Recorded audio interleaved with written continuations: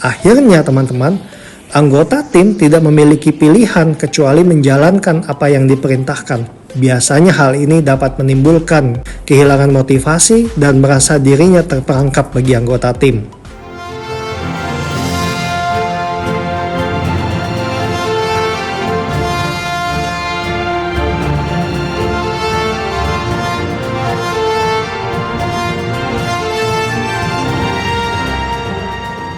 Toxic, yang artinya adalah bisa atau racun.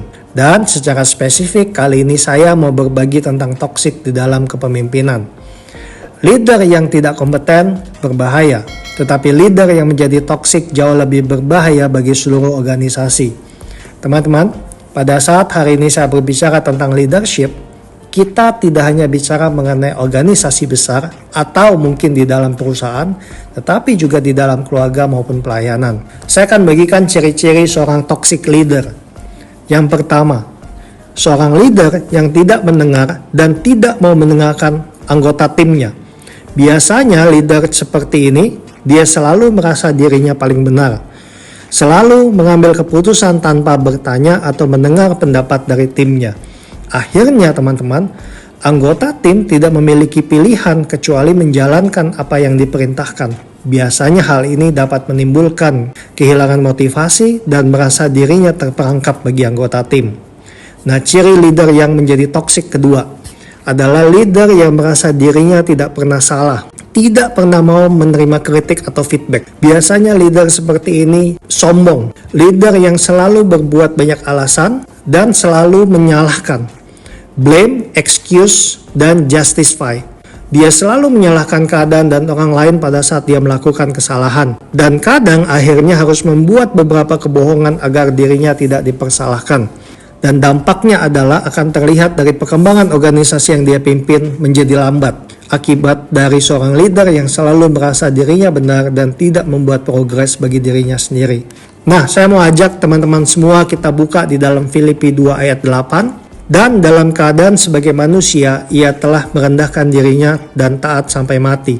Bahkan sampai mati di kayu salib, Tuhan adalah seorang pemimpin yang sejati. Di dalam hal ini, dia mengajarkan kepada kita semua kalau kita harus selalu merendahkan diri sebagai seorang pemimpin. Ciri toxic leader yang ketiga, leader yang selalu mau kontrol semuanya. One man show, sulit percaya kepada orang lain.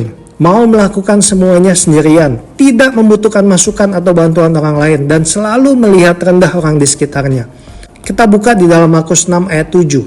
Ia memanggil ke-12 murid itu dan mengutus mereka berdua-dua. Ia memberi mereka kuasa atas roh-roh jahat. Tuhan Yesus mendelegasikan tugas kepada para murid. Dia sanggup lakukan segala sesuatu, tapi Tuhan memberikan delegasi. Tuhan tidak mau one man show, teman-teman. Ciri yang keempat, it's all about him or her. Semuanya tentang dia, hanya tentang dia saja. Narsis tingkat tinggi, suka pujian, egonya setinggi langit. Hanya goal pribadi yang dikejar, suka diangkat-angkat. Kita buka di dalam Yohanes 10 ayat 11. Akulah gembala yang baik memberikan nyawanya bagi domba-domba.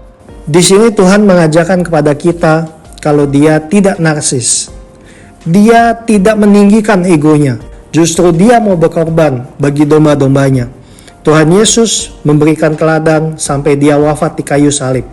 Ciri yang kelima adalah leader yang emosinya tidak stabil.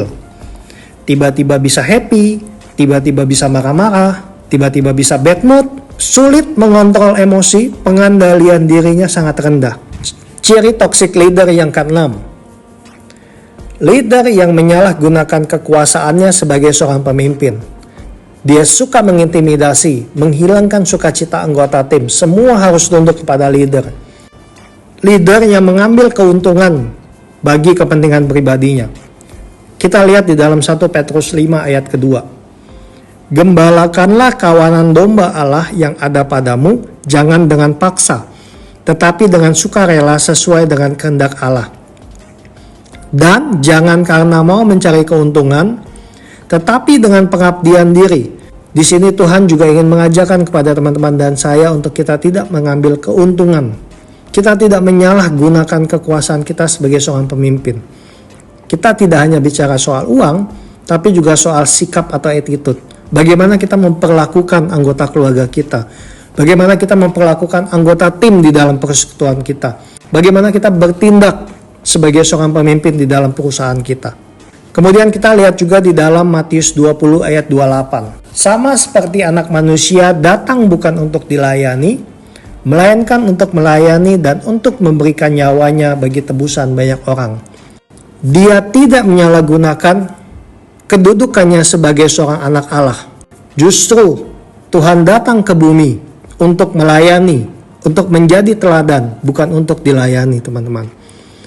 Ciri toxic leader yang ketujuh, no action, talk only. Tipe NATO, tong kosong nyaring bunyinya. Tipe bosi, teman-teman, sukanya main perintah, hanya suka mendelegasikan tugas, tetapi tidak suka melakukannya. Kita lihat di dalam Matius 28 ayat 20. Dan ajarlah mereka melakukan segala sesuatu yang telah kuperintahkan kepadamu. Dan ketahuilah, aku menyertai kamu senantiasa sampai akhir zaman. Teman-teman, Tuhan Yesus bukan hanya sekedar mengutus, tapi dia mendampingi. Tuhan Yesus dia menjadi mentor, teman-teman, bagi kita semua. Jadi pada saat kita dipanggil Tuhan untuk melayani dia, Tuhan perlengkapi kita. Tuhan sudah tahu kapasitas kita seperti apa. Kemudian kita lihat juga di dalam Yohanes 13 ayat 15. Sebab aku telah memberikan suatu teladan kepada kamu, supaya kamu juga berbuat sama seperti yang telah kuperbuat kepadamu. Tuhan Yesus bukan hanya pintar bicara, tapi dia memberikan teladan bagi kita semua. Tuhan mengajarkan kita untuk menjadi seorang pemimpin yang memimpin dengan contoh. Lead by example. Nah, itu tadi adalah 7 ciri toxic leader. Apakah teman-teman adalah salah satunya? Kalau iya, bertobatlah teman-teman. Kita juga sudah belajar bagaimana Tuhan Yesus memimpin. Dia menjadi teladan yang baik di dalam hidup kita. Ingat teman-teman, rise and fall of the company depend on the leader. Suatu perusahaan, suatu organisasi akan bertumbuh atau hancur, itu tergantung dari seorang pemimpin. Jadi teman-teman, hari ini kita belajar bersama-sama bagaimana kita menjadi pemimpin yang baik, stop menjadi toxic leader. Dan saya berdoa semoga teman-teman dan saya, kita semua selalu dipenuhi oleh sukacita dan berkat dari Tuhan. Terima kasih, Tuhan Yesus memberkati.